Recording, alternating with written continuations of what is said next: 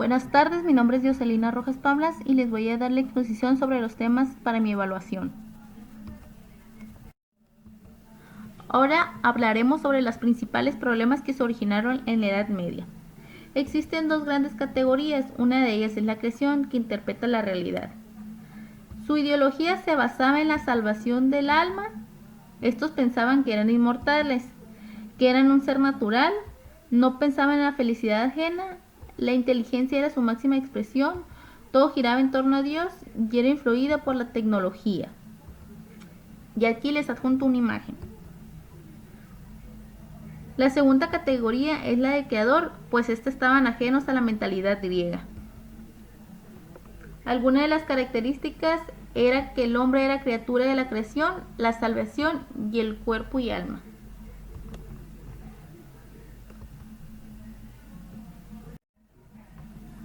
Ahora hablaremos sobre las características entre la fe y la razón en la Edad Media. En este existen dos grandes variantes distintas. Una de ellas está dada por Dios y la segunda fue obtenida de ellos mismos por su racionalidad.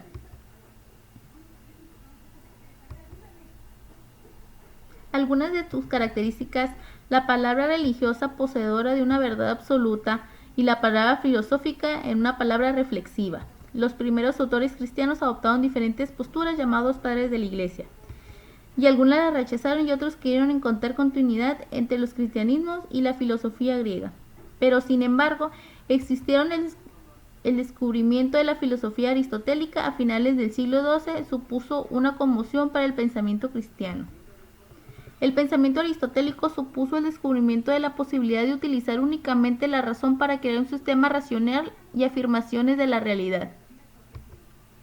Está provocando la necesidad de encontrar una nueva justificación de las relaciones entre la filosofía y la religión. Ahora hablaremos sobre Santo Tomás de Aquino. ¿Cómo se define la teología de Santo Tomás de Aquino? Era la distinción entre la teología y la verdad filosófica. Esta rechazaba cualquier similitud de la doble verdad, fe y razón. ¿En qué consiste el pensamiento tomista? Se integraba en las verdades de los Aristóteles y los textos sagrados.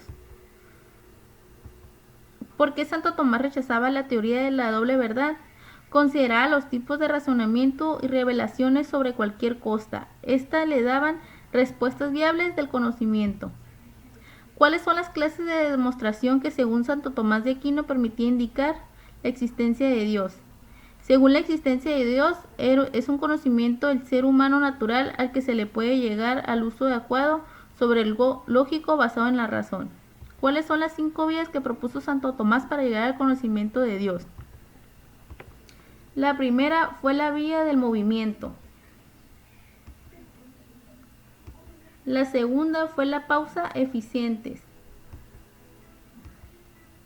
La tercera vía de la contingencia. La cuarta fue la cuarta vía de los grados de perfección y la última vía fue la de la finalidad. Ahora hablaremos sobre la fe y la razón de la Edad Media. El problema fundamental es la relación entre la fe y el conocimiento, donde la primicia de la fe sobre la razón.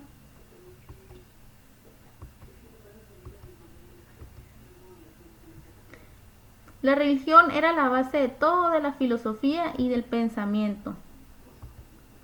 La fe es superior siempre a la razón en caso de duda, ya que viene directamente de Dios, poseedora de la verdad absoluta y está dada por Dios.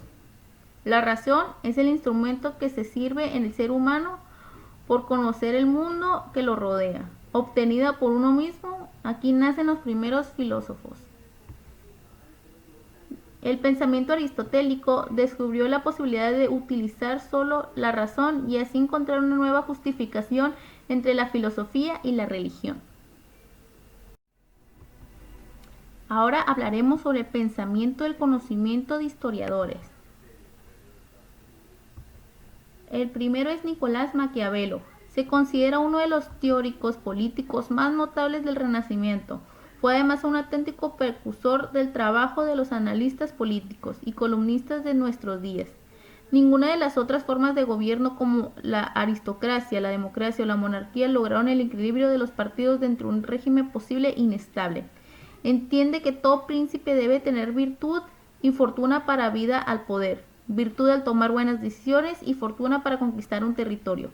Señala la calificación de bien organizada, que es el primordial que en dicha república disponga de instituciones necesarias para canalizar el conflicto dentro de la misma. Luego nos vamos con la duda metódica en Descartes. Este proyecto cartesiano pretende la unificación de todas las ciencias en una sola. Las distintas ciencias forman una unidad orgánica. Todo esto es posible ya que todas las ciencias son sabiduría y existe un método universal único. La filosofía debe establecer los principios ciertos conocidos como la intuición desde los que se pueden deducir todos los demás. Hay que encontrar un conjunto de reglas racionales que permitan distinguir lo verdadero de lo falso sin llegar a duda y errores.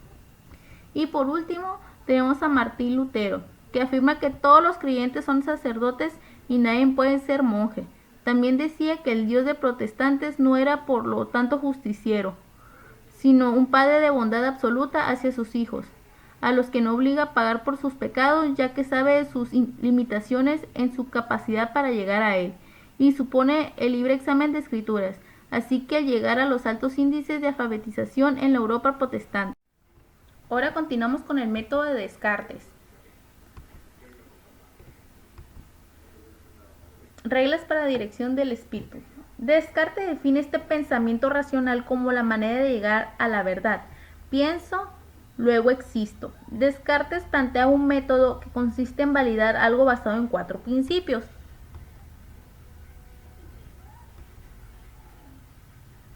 La primera regla es de la evidencia. No aceptar como verdadero algo que puede ser falso. Luego tenemos la regla del análisis y la síntesis. El análisis, ir disminuyendo la dificultad progresivamente, y la síntesis, investigar poco a poco hasta ir avanzando más para abarcar todo. Y por último, tenemos la regla de la numeración. Revisar periódicamente para evitar errores. Este método consiste en encontrar la evidencia de un conocimiento que puede ser falso. Con este método, Descartes afirma que la humanidad y el mundo puede tener conocimiento de todo basado en la evidencia de cualquier pensamiento o concepto científico que puede ser falso. Debe serlo para valorar lo que es o no lo es. También hablaremos sobre las religiones derivadas de las reformas protestantes. Tenemos los luteranos, y aquí como podemos ver hay 2 dentro de ellas. Tenemos anglicanos, los baptistas, adventistas y por último los pentecostales.